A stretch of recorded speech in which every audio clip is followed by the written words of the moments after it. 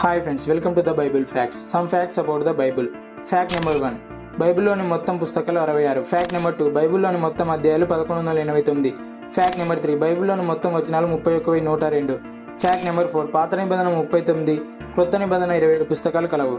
Fact number 5, పాత నిబంధనలో 929 అధ్యాయాలు 23,145 వచనాలు కలవు.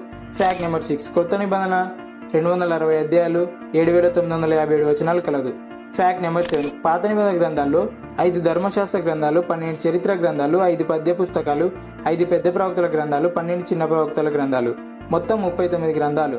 ఫ్యాక్ట్ నెంబర్ 8, క్రొత్త నిబంధన గ్రంథాల్లో 4 సువార్తలు, 1 చరిత్ర, 21 పత్రికలు, 1 ప్రవచనం, మొత్తం 27 గ్రంథాలు. ఫ్యాక్ట్ నెంబర్ 9, పాత నిబంధనలో అతిపెద్ద గ్రంథం కీర్తనలు 150 అధ్యాయాలు కలదు.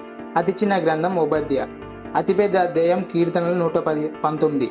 అతి చిన్న అధ్యాయం కీర్తనలు 117. మధ్య అధ్యాయం యోబు 29. ఫ్యాక్ట్ నెంబర్ 10, క్రొత్త నిబంధనలో అతిపెద్ద గ్రంథం లూకా సువార్త.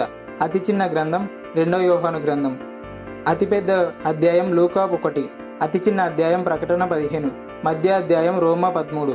మీకందరికీ ఒక ప్రశ్న, మొత్తం పరిశుద్ధ గ్రంథంలో మధ్యలో ఉన్నటువంటి వచనం ఏది? జాగ్రత్తగా వినండి. మొత్తం పరిశుద్ధ గ్రంథంలో మధ్యలో ఉన్నటువంటి వచనం ఏది? ఆన్సర్ని కామెంట్ చేయండి. మీకు ఈ వీడియో ఇన్ఫర్మేటివ్ అనిపిస్తే లైక్ చేసి మన ఛానల్ని సబ్స్క్రైబ్ చేసుకోండి. Thanks for watching.